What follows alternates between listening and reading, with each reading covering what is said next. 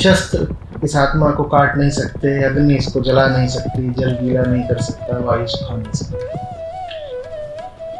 कैसे पहुंचे आत्मा तक? कुछ ऐसा होना चाहिए अपने पास भी, शस्त्र जिसे काट नहीं सकते, आग जिसे जला नहीं सकते। जब चोट लगे तो भीतर ही गूंज उठे, नैनम चिरम नैनम धरती पाप।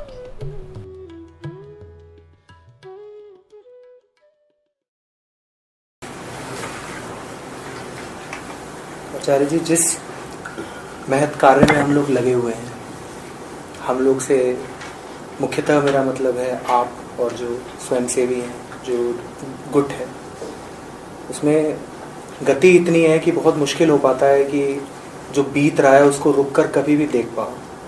तो अभी जब आपने कहा कि बहुत समय बाद मुलाकात हुई है आपसे, तो अभी कुछ सेकंड रुक कर देखा कि जो आखिरी श्रृंखला थी जब आपके साथ बैठने का और प्रश्न पूछने का अवसर मिला था, तब हमने किन किन विषयों पर बात करी थी और उनके वीडियोस जो यूट्यूब पर हैं वो क्या गुल खिला रहे हैं। तो बीते वर्ष जो हमारी बात हुई उसमें बहुत मुद्दों पर हमने चर्चा करी और बहुत सुंदर वीडियोस वहाँ से निकल कर आए। उनमें से एक वीडियो जो बहुत सुप्रचलित हुआ है यूट्यूब पर, वो ओशो और कृष्णमूर्ति के बीच में जो ऑस्टेंसिबल डिफरेंस है उसको कैसे आपने एक सार बताया है, उस विषय पर है। अभी जब पीछे देखता हूँ तो ये पाता हूँ कि वो वीडियो कहीं ना कहीं अधूरा रह गया। उस वीडियो में हमने उनकी शिक्षा पद्धति, उनके स्टाइल, वो कौन थे, उनके रहस्यवाद के प्रकट होने के भेदों और छुपी हुई समानताओं पे तो बात कर ली, पर ओशो होने से पहले क्या थे, वो रजनीश थे, उससे पहले वो जैन थे, कृष्णमूर्ति, जिद्दू कृष्णमूर्ति होने से पहले क्या थे, वो एक ऐसे बालक थे जिसको किसी ने उठाया था किसी महत् कार्य में शामिल करने के लिए। यहाँ पर आने के लिए कुछ तैयारी करनी थी तो मैं गुरु गीता को ऊपर से देख रहा था। उसमें कहा है कि गुरु ही शिव है, शिव ही गुरु। तो ये बात समझ में आती है, ये बात आपसे सीखी हुई है। आज सभी श्रोतागणों की तरफ से और अपनी जिज्ञासा को भी सामने रखते हुए चाहूँगा कि गुरु का वो पहलू जो कभी सामने नहीं आता, हमेशा छुपा रह जाता है, उस पे आज बात हो। गुरु को हमेशा मंच पर हजारों लाखों को संबोधित करते हुए ब्रह्म ज्ञान बांटते हुए तो सुना है।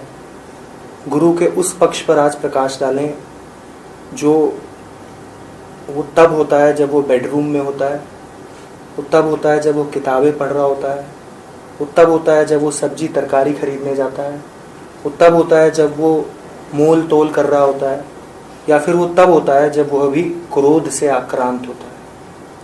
गुरु द पर्सन, गुरु का जो व्यक्तित्व है, जिसको बहुत कोशिश करी गई है शास्त्रों द्वारा छुपा और मिटा देने की। क्या गुरु भी कामोत्तेजित होता है? क्या गुरु को भी क्रोध आता है? क्या गुरु के लिए भी पैसा उतना ही महत्वपूर्ण है जितना किसी भी व्यापारी के लिए है? क्या गुरु को भी दुख होता है? क्या उसे भी चोट लगती है? तो गुरु ही शिव है, शिव ही गुरु है। अगर उसको आपकी अनुमति से आने वाले 1 घंटे के लिए किनारे कर दें और इस विषय पर बात करें कि गुरु शरीर रूप में मौजूद है, तो क्या वो भी वो सब कुछ फेस कर रहा है जो हम फेस कर रहे हैं? और अगर उसे भी गुस्सा आ रहा है, वह भी पैसे के लिए हाय हाय कर रहा है, राम भी अगर सीते सीते चिल्ला रहे थे, तो फिर वो राम कैसे? और मैं चाहूँगा कि आप अपने जीवन में देखकर अगर हम सबको कुछ बता पाएं तो चांदी। आपकी दिनचर्या कैसी है? आप यहाँ आने से पहले कैसे हैं? क्या आपके लिए भी पैसा महत्वपूर्ण है? क्या आपको भी गुस्सा आता है? क्या आपको भी बुखार होता है? क्या क्या सताता है?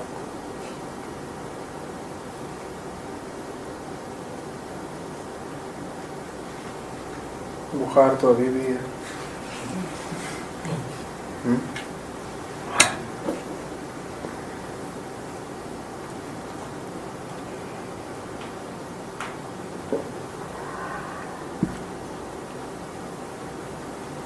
क्रोध, गुस्सा, पैसा, ये सब पूछा।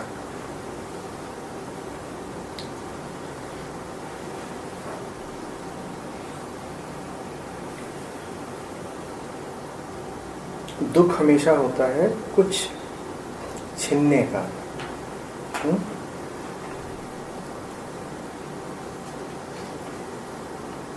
क्रोध आता है कि कोई इच्छा पूरी नहीं हुई।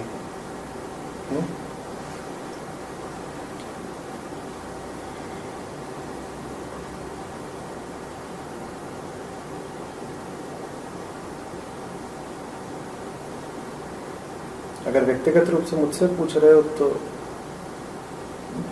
दुख भी होता है मुझे, निराशा भी होती है, क्रोध भी आता है, वैसे ही जैसे सबको आता है।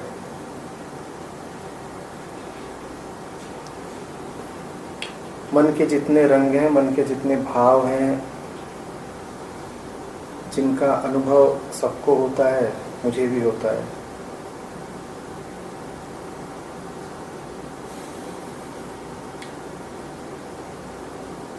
सबको कुछ ना कुछ चाहिए, मुझे भी कुछ चाहिए, वो नहीं मिलता तो क्षोभ है।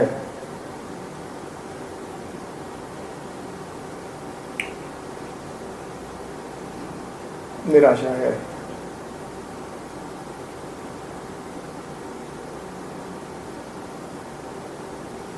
जिसको लक्ष्य किया था वो पास आता नहीं दिखता तो बात बुरी भी लगती है।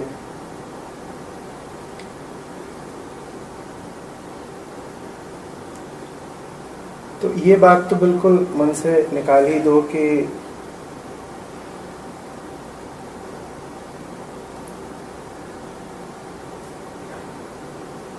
काम, क्रोध, मोह, लोभ, मद, मात्सर्य, जिन दोषों की, जिन रिपुओं की तुमने बात सुनी है, वो गुरुजनों को प्रभावित नहीं करते।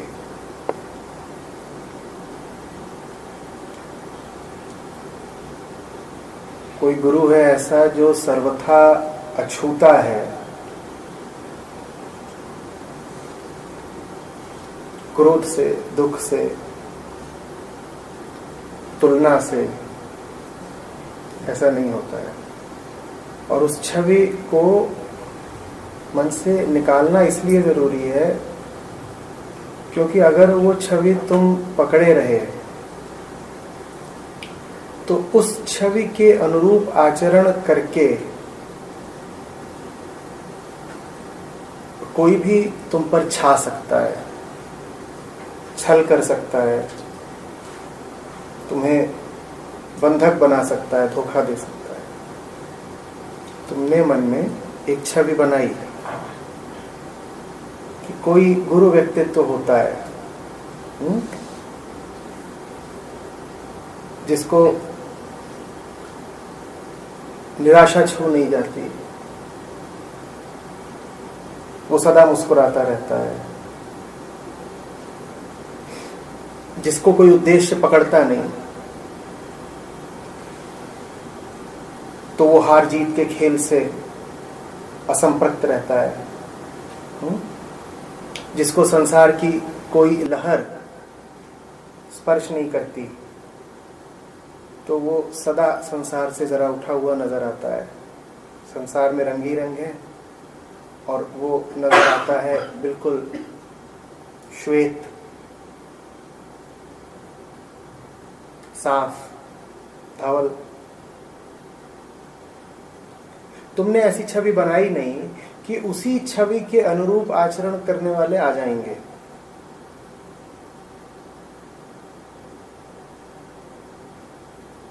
आचरणबद्ध ही तो छवि बनाई है ना तुमने, वैसा आचरण करने वाले मिल जाएंगे। वैसा आचरण करने वाले मिले कि 2-3 तरह के नुकसान हो जाने हैं। पहला नुकसान तो यही कि तुम्हारी छवि और पुख्ता हो जाएगी। तुम्हें लगेगा कि मेरी जो कल्पना थी वो सामने प्रमाणित होकर खड़ी हो गई। तो कल्पना कल्पना नहीं थी, वो कल्पना तथ्य हकीकत तथ्य था। तो अब छवि के टूटने की संभावना कम हुई। और दूसरी ये कि चूंकि वो तुम्हारी कल्पना थी, तो जब सामने खड़ी होगी तो तुम्हें हर्ष बहुत होगा, तुम तत्काल जाकर के पांव पकड़ लोगे, तुम तत्काल पलक पावड़े बिछा दोगे, धोखा खाओगे, चोट लगेगी। मैं तुमसे कहना चाहता हूं कि जिसे तुम गुरु कहते हो, बात को जमीन पे रखते हैं। गुरु माने क्या? वो जिसके संपर्क में तुम कुछ जान सको, कुछ सीख सको। सीख शब्द और शिष्य शब्द एक ही जगह से आए हैं। शिष्य ही जरा घिस घिस करके बन गया है सीख। जिससे सीख सको सो गुरु, जहां सीख सको सो।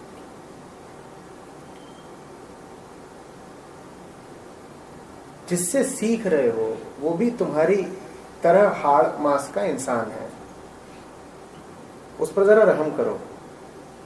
इतना बोझ उस पर न डाल दो कि हमारी सारी कल्पनाएं, हमारी सारी छवियां, हमारी सारी अपेक्षाएं, उम्मीदें आप ढोइए।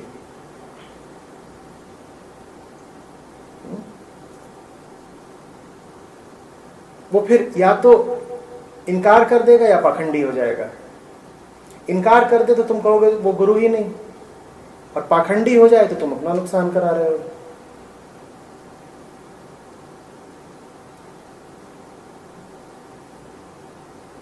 तुमने कहा गुरु ही शिव है। शिव तो निराकार है ना। ये जिनको तुम देख रहे हो ये तो शिव की प्रतिमा है भाई, मूर्ति है, छवि है। ये शिव थोड़े ही हैं। शिव के कोई बाजू होते हैं? बोलो, शिव का कोई रूप रंग आकार है? तो गुरु ही यदि शिव है, शिव ही गुरु है, तो शिव भी जब गुरु बन के आएंगे तो उन्हें ऐसा ही तो होना पड़ेगा ना। और ऐसा होते ही उनमें सीमाएं लग गई। समझो बात को। शिव को तुम यहां नहीं बैठा सकते, पर प्रतिमा को तो बैठा लिया ना।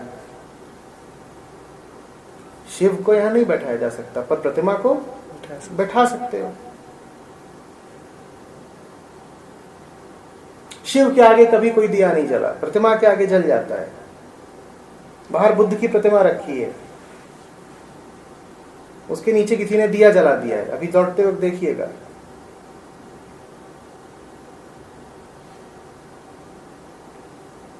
और दिए की काले कुट करके बुद्ध के मुंह पे। बुद्धत्व के मुख पर तो कभी कालिख नहीं मली जा सकती, पर बुद्ध की प्रतिमा पर तो मली जा सकती है। शाक्यमुनि बुद्ध के मुंह पर भी तुम कालिख मल सकते हो। वो घूमते हो जंगल में, तुम उन्हें पकड़ करके उनके मुंह पे कालिख मल दो, ऐसा संभव है। तो जैसे ही निराकार साकार रूप लेता है, दो चीजें घटती हैं, दोनों पर गौर करना है। पहला, वो अशक्त हो जाता है, दूसरा वो उपयोगी हो जाता है। इसी को करुणा कहते हैं। तुम्हारे प्रति उपयोगी होने के लिए वो तय करता है कि वो अशक्त हो जाएगा।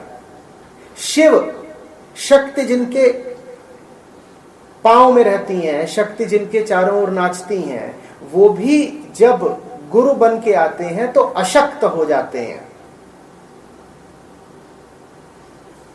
समझना बात को, मैं इस बात पर बहुत जोर दे रहा हूं। और यही करुणा है परमात्मा की, कि वो अवतरित होता है। तुमने कहा राम जंगल जंगल घूम रहे हैं सीते सीते करते करते, बात तो ठीक है। अगर तर्क करो तुम और कहो कि परमात्मा स्वयं धरती पर उतरा था, उसे इतना नहीं पता कि सीता कहां गई, और उसे इतना नहीं पता कि स्वर्ण मृग नहीं होते, तुम्हारे काम आ सके इसलिए परमात्मा भी अशक्त होना मंजूर करता है, ताकि वो उपयोगी हो सके। जो अशक्त नहीं हुआ वो तुम्हारे किसी उपयोग का नहीं। परमात्मा सर्वशक्तिमान है, पर तुम्हारे काम नहीं आता जब तक तुम्हारे सामने न खड़ा हो जाए। तुम्हारे सामने जो ही खड़ा हुआ वो तुम्हारे जैसा हो गया, क्योंकि अब वो तुम्हारे तल, तुम्हारे आयाम पे आ गया, तो उसकी शक्ति क्षीण हो गई। अभी देने वाले को तय करना है कि वो अपनी शक्ति बचा के रखे या तुम्हारा भला करे, तुम्हारे काम आए। और तुम्हारे काम आने के लिए मैं फिर कह रहा हूं, वो जब भी तुम्हारे पास आएगा उसे तुम्हारी बोली में बोलना पड़ेगा ना। बोलो तुम्हें वो कैसे समझाए? निर्गुण निराकार तुम्हें समझाना चाहे तो कैसे समझाए? बताओ, बोलो कैसे समझाए? नहीं समझा सकता ना। तुम्हें यदि वो समझाना चाहता है, तुम भ्रमित हो, तुम भूले बिसरे बैठे हो, तुम दुखी हो, तो उसे तुम्हारे सामने आकर के तुम्हारी ही भाषा में बात करनी पड़ेगी। तुम्हारे सारे अनुभवों में उसे शामिल होना पड़ेगा, तुम्हारा हाथ पकड़ना पड़ेगा। और तुम्हारा हाथ वो पकड़ सके इसके लिए उसका हाथ तुम्हारे हाथ जैसा ही होना चाहिए। और अगर उसका हाथ तुम्हारे हाथ जैसा है तो तुम्हारे हाथ में यदि दर्द का अनुभव होता है तो उसके भी हाथ में दर्द का अनुभव होगा ना। उपयोगी होने के लिए वो स्वीकार करता है दर्द झेलना, वरना वो बैठा रहे अपनी ऊंचाइयों पर, वहां तो कोई दर्द नहीं।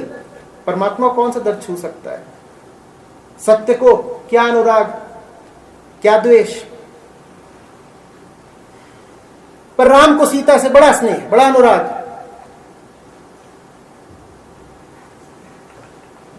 सत्य को तो किसी से अनुराग नहीं होता, ना सत्य की कोई पत्नी होती है कि होती है। मिसेस सत्य किसने देखी? पर यहां तो राम सीता को लिए 14 साल चल रहे तू भी। और बात बात में उनको धोखा हो रहा है। उनको तो हो ही रहा है, उनके अनुचर हनुमान उनको भी हो रहा है। उनको कहा जा रहा है जाकर के जरा सी दवा ले आओ, वो दवाई की पूरी दुकान उठाए लिए चले आ रहे हैं।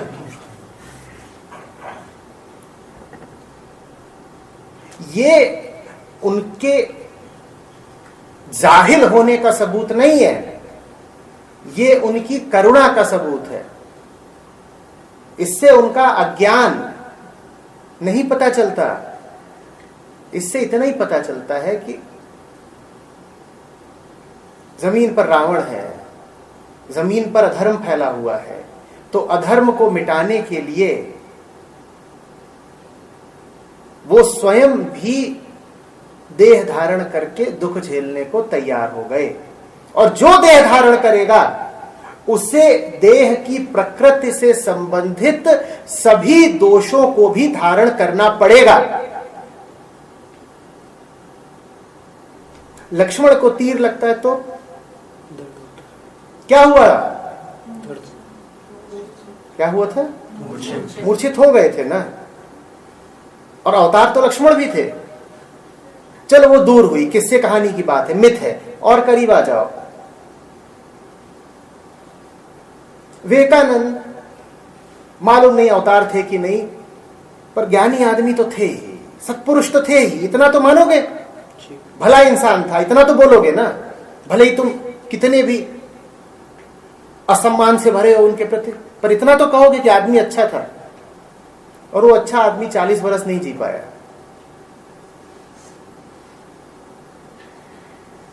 हट्टे कट्टे थे, लंबे चौड़े, पहलवान जैसी काया।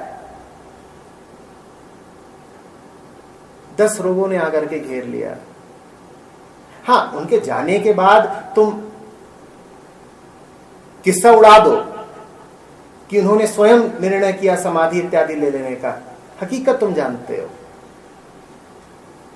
इतनी मेहनत करी, इतनी मेहनत करी कि 40 का होने से पहले 10 मर्जों ने घेर लिया उनको। दिल की बीमारी, शक्कर की बीमारी, पेट की बीमारी, न जाने कितने रोग।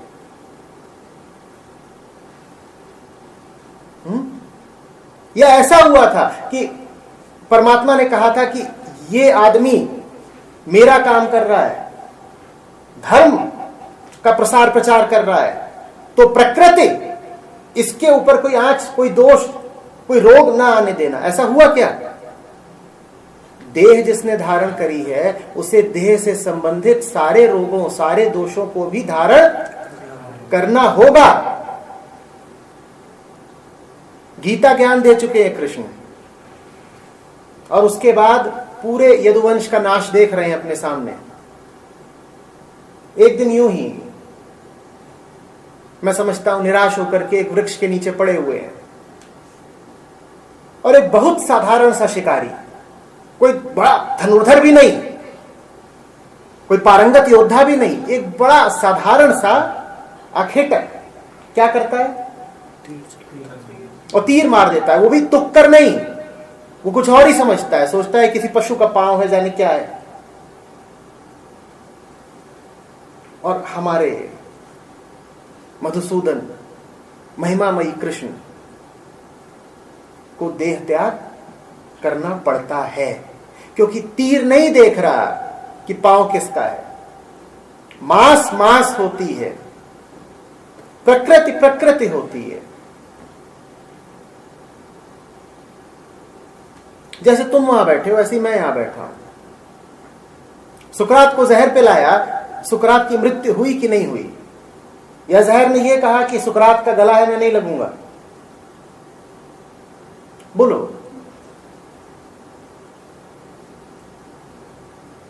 क्राइस्ट पे कीले ठोकी, लहू बहा कि नहीं बहा? या कीलों ने कहा कि नहीं साहब, ईश्वर के बेटे की देह है, इसमें से लहू कैसे बहेगा? ऐसा तो कुछ नहीं। ईश्वर भी यदि देह धारण करेगा तो कष्ट भोगना पड़ेगा, और वो भी बहुत जिएगा तो 100 ही साल जिएगा। 100 की भी कोई आश्वस्ति नहीं, कोई भरोसा नहीं। कि कितने तुमने देखे महापुरुष जो 100 तक खिंचे।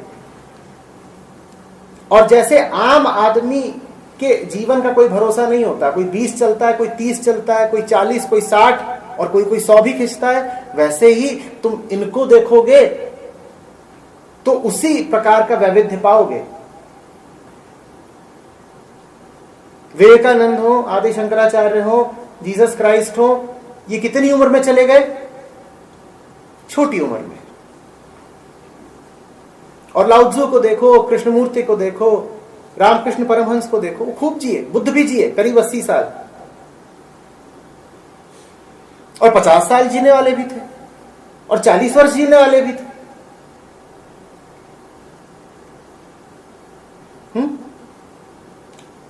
इसमें कोई दैवीयता नहीं चलती। परमात्मा आके दखल नहीं देता। ना वो ये कहता है कि मेरा प्यारा 30 साल जिए, ना वो ये कहता है कि मेरा अवतार, कि मेरा भक्त, कि मेरा पैगंबर 100 साल जिए। वो 30 भी हो सकता है, 20 भी हो सकता है, और 100 भी हो सकता है।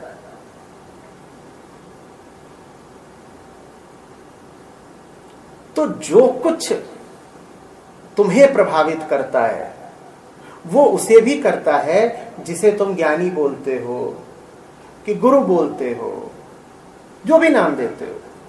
मैं तो सीधे कहूंगा बोल दो भला आदमी। पर तुम्हारी बड़ी इच्छा होती है महिमा मंडित करने की, तो तुम बोल देते हो जो भी बोलते हो। भाषा का क्या है? लच्छेदार नाम है, बोल दो, ऐसे हैं वैसे हैं, हृदय सम्राट।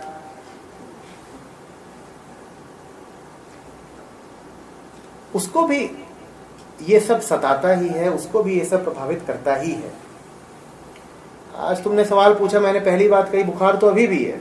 अब बुखार का जो वायरस है वो थोड़ा ही कह रहा है कि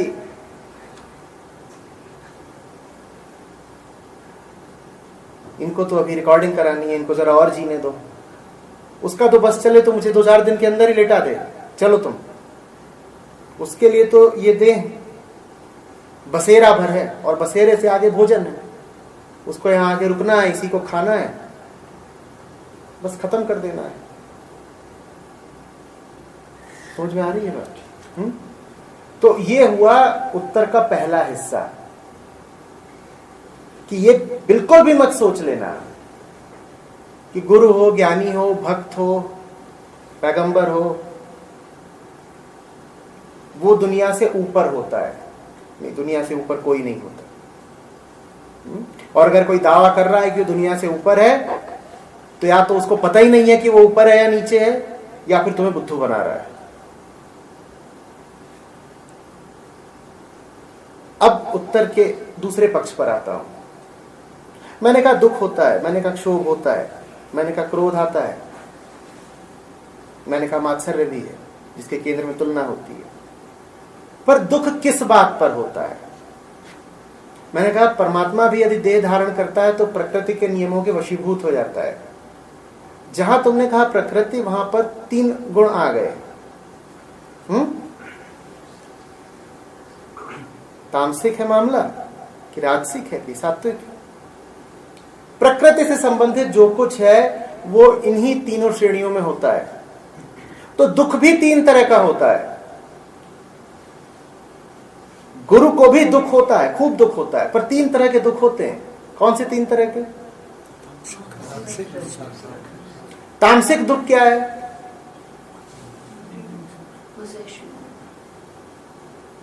तामसिक आदमी को कुछ पजेस भी नहीं करना, उसको सिर्फ सोना है। उसने पेट भर के खा लिया है और उसको सोना है। तो जो पेट भर के खा करके अदर के बिल्कुल और सो रहा हो, उसका एक ही दुख होता है, क्या? मेरी नींद, मेरी मूर्छा काहे को तोड़ी। ये तामसिक दुख है। राजसिक दुख क्या हुआ?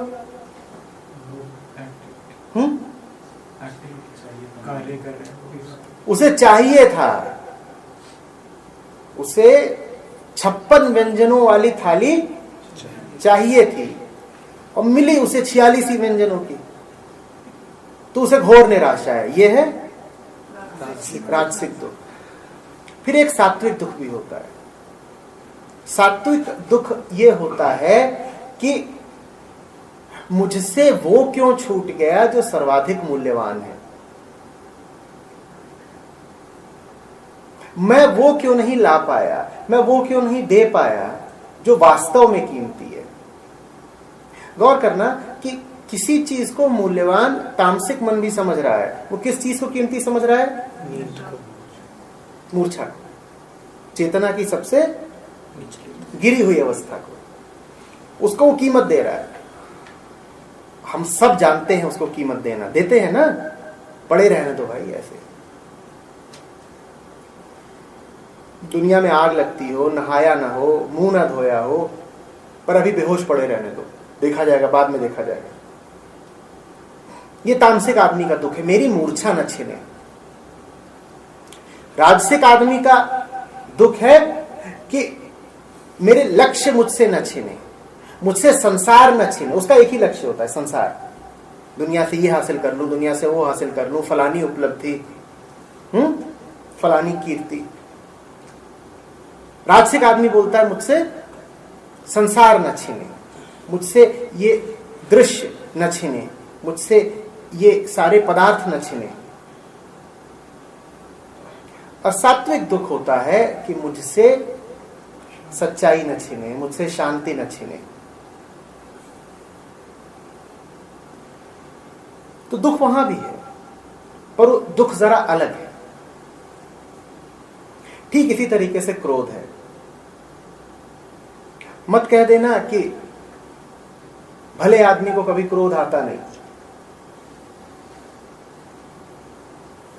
एक क्रोध होता है कि मुझसे मेरी झूठी आश्वस्तियां क्यों छीन ली।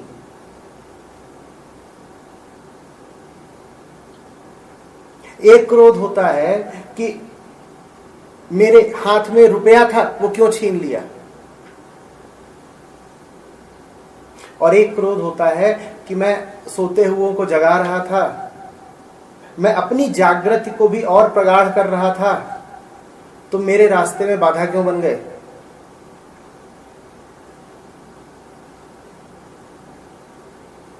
गुरु को भी क्रोध आता है।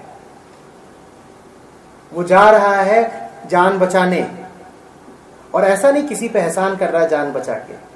गुरु वो है ही इसीलिए क्योंकि जान गया है कि जान और जान अलग नहीं होते। जान और जान अलग नहीं होते, ये जानना ही ज्ञान है। तो दूसरे की जान क्या बचा रहा है? वो अपनी बचा रहा है। उसके स्वार्थ में परमार्थ है, तो उसको तुम स्वार्थी भी बोलो तो ठीक बोल रहे हो, पर उसका स्वार्थ अब दुनिया के बड़े काम का है। तो वो जा रहा है कुछ ऐसा करने जिससे न जाने कितनों को लाभ होना है, और तुम उसके रास्ते में खड़े हो जाओ, तुम उसे कपाओ, डिगाओ, उसका समय व्यर्थ करो, उसे लालच दो, तो उसके क्रोध से फिर बचना। उसका क्रोध बहुत तीव्र होगा। उसको पता है कि वो जो कर रहा है वो सर्वाधिक आवश्यक है, उसको पता है कि वो जो कर रहा है सबसे ऊंचा है, उससे अधिक कीमत किसी की नहीं, और तुम उसे उसके रास्ते से डिगा रहे हो, तुम उसके रास्ते में बाधा बन रहे हो। वो ऐसा अवरोध कभी स्वीकार नहीं करेगा। उसके क्रोध की ज्वाला से बचना, और ये अपेक्षा तो करना ही मत। गुरु का तो अर्थ होता है जो सदा शीतल रहे।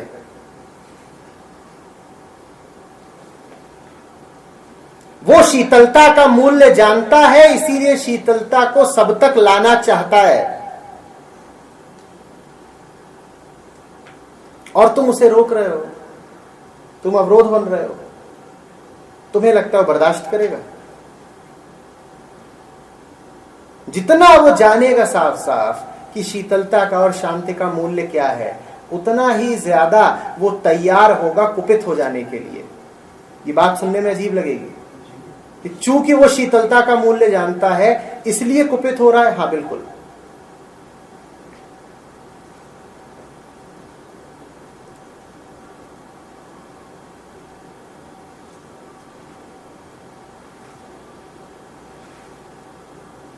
ये यहां बैठे हैं, ये तांडव करते हैं, प्रलय आ जाती है, इन्हें क्या तोड़ फोड़ से ही मतलब है? उपद्रवी है।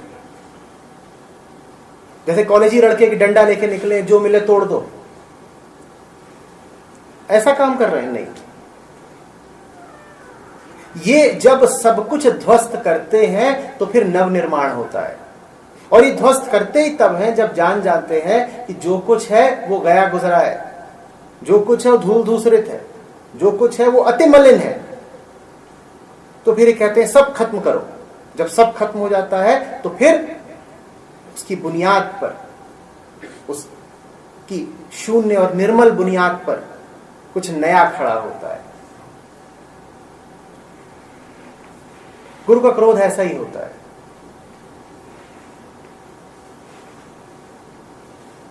वो तोड़ता है निश्चित रूप से, वो किसी चीज के खिलाफ है निश्चित रूप से, पर वो किसके खिलाफ है? वो उसके खिलाफ है जिसकी खिलाफत आवश्यक ही है। इसी तरीके से तुमने पूछा कामना के विषय में, क्या गुरु को कामना उठती है? हाँ बिल्कुल उठती है।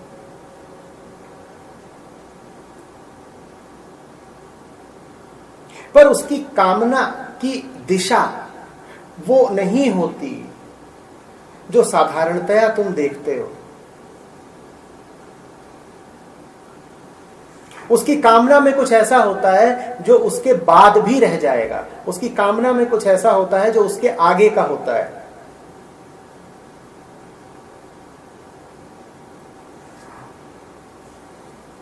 मैं एक उदाहरण देता हूं।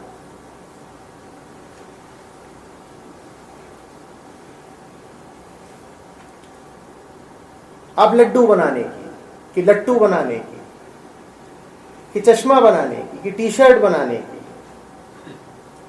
फैक्ट्री लगाते हो, व्यापार शुरू करते हो।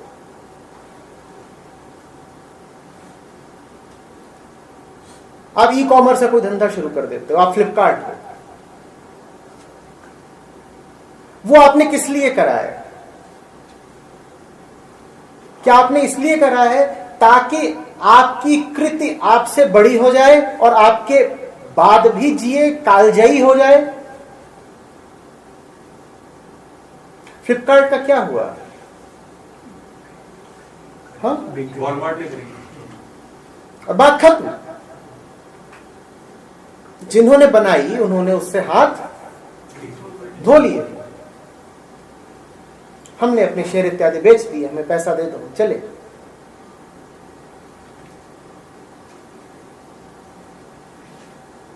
आप फैक्ट्रियां लगाते हो, आपका उद्देश्य ये तो नहीं होता ना कि आज से 1000 साल भी ये फैक्ट्री मानवता के काम आती रहे, या ऐसा होता है कुछ?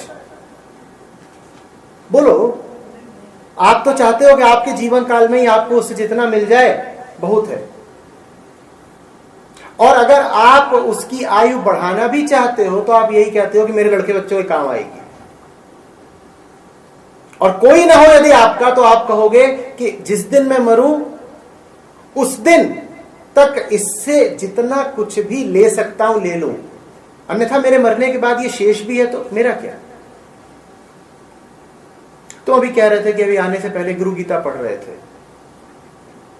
अब भाषा में लिखी हुई, संस्कृत में लिखी हुई, तो किसी तो आदमी के ही मुंह से ही निकली होगी। जिसने कही उसने क्यों कही? उसने इसलिए कही कि उसके काम आए, और न जाने कब कही।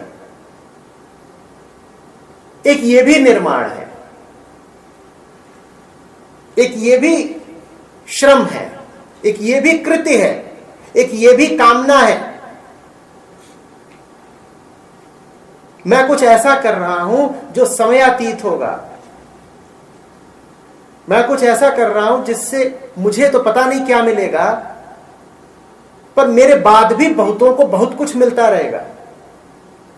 किसको पता है उपनिषद के ऋषियों का नाम? बताओ, 2-4 के नाम बता पाओगे बस, और उपनिषद सैकड़ों में, कोई नहीं जानता किसने लिखे। क्यों लिखे भाई? उन्हें और कोई काम धंधा नहीं था, लिख के ना कॉपीराइट कराए, ना अपना नाम बताया। क्यों? तो एक कामना ये भी है।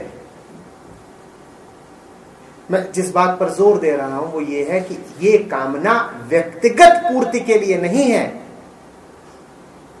ये कामना निर्वैयक्तिक है। तुम चाह तो रहे हो पर अपने लिए नहीं। या तुम ये कह लो कि अब तुम जो कुछ अपने लिए चाहते हो वो समष्टि के लिए भी चाहते हो। तुम्हारी चाहत अब ब्रह्मांड के साथ एक हो गई है। ब्रह्मांड बहुत बड़ा शब्द हो गया, 50 लोगों के साथ एक हो गई है। तुम अब कुछ ऐसा चाहते हो जो सबके लिए फलदायी होगा। तुम अब ऐसा नहीं चाह रहे कि मुझे मिल जाए ताकि मैं भोग लूं। अब ये तुम तय करो कि इसको कामना कहें भी कि ना कहें। कह भी सकते हो, कामना तो है ही, कामना तो है ही ना।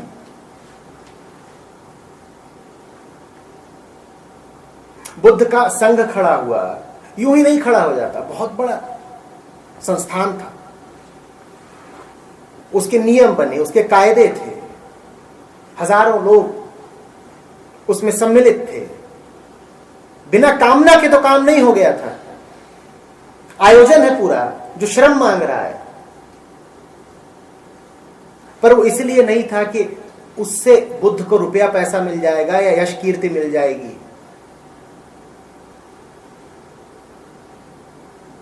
वो चीज ऐसी थी कि गौतम बुद्ध का शरीर न जाने कब का चला गया, वो चीज बाकी है। तो कामना और कामना में अंतर होता है।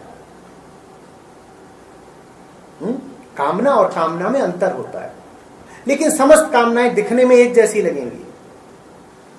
तुम यही कहोगे कि देखो ये आदमी भी इच्छाओं के पीछे भाग रहा है, कुछ करना चाहता है, उसके लिए जोर लगा रहा है, और जो करना चाहता है जब वो होता नहीं तो इसे भी निराशा होती है, क्रोध भी आता है।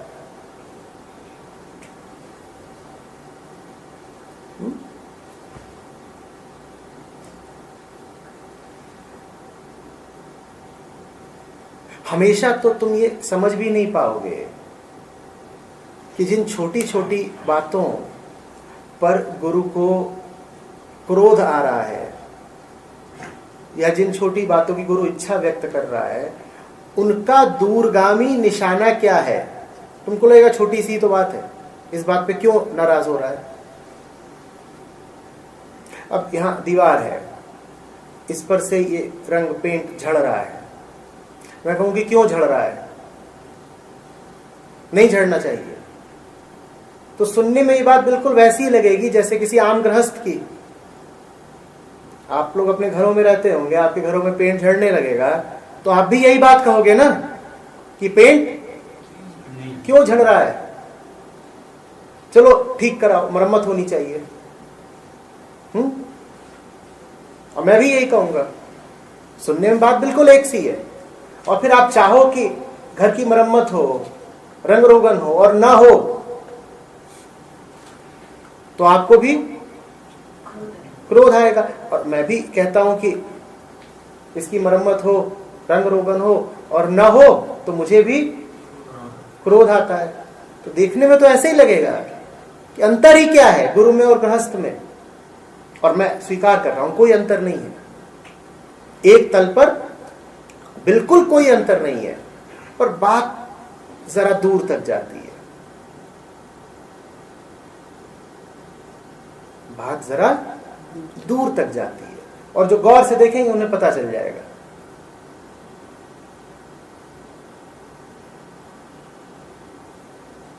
जो गौर से देखेंगे उन्हें पता चल ही जाएगा, तो मैं क्यों बोलूं।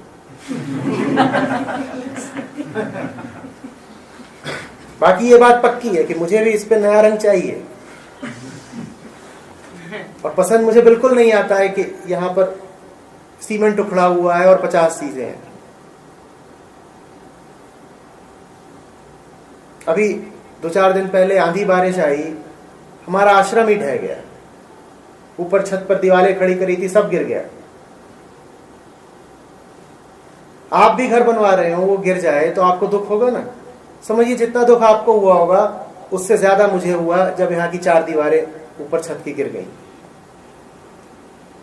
और गिरना था ही, सस्ता काम था, गिरेगा।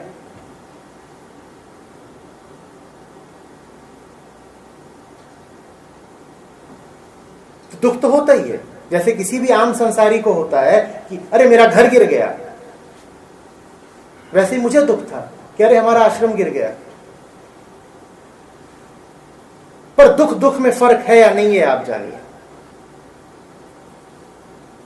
हो सकता ना हो सकता है हो, पता कर लीजिएगा।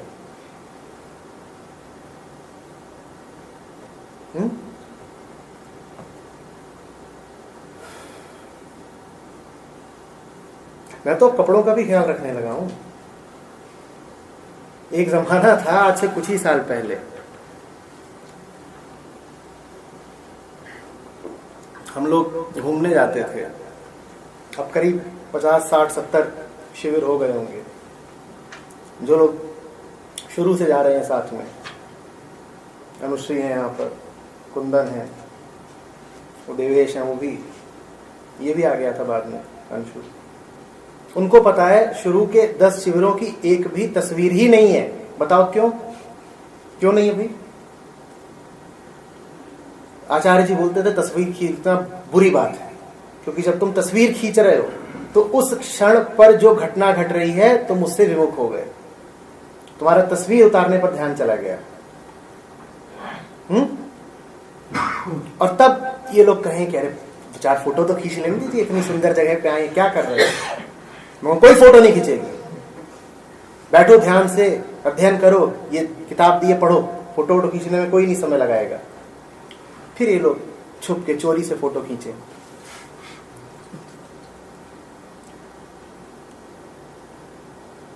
अब उसके बाद से ये है कि गिना जाता है कि बेटा 200 फोटो खींचे कि नहीं खींचे।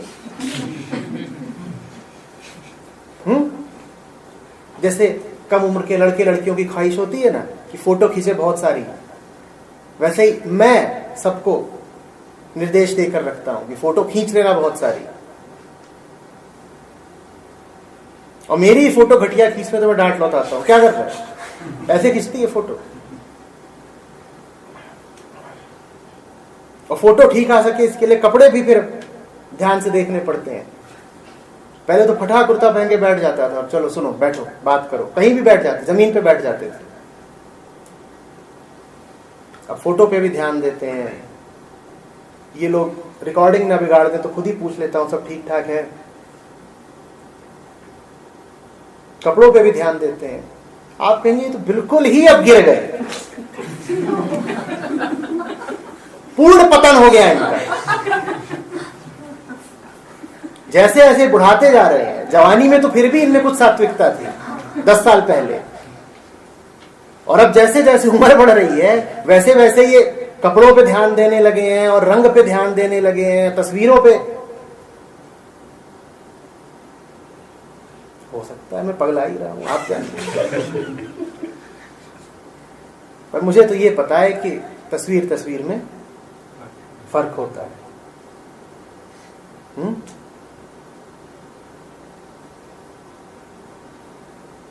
तस्वीरें तुम भी खिंचाते हो, हम भी खिंचाते हैं, और हमें तो यही लगता है कि फर्क है। और जिस दिन दिखाई देगा कि बिल्कुल कोई फर्क नहीं है, उस दिन फिर वैसे ही हो जाएंगे जो कहता था कि कोई फोटो नहीं खींचेगी।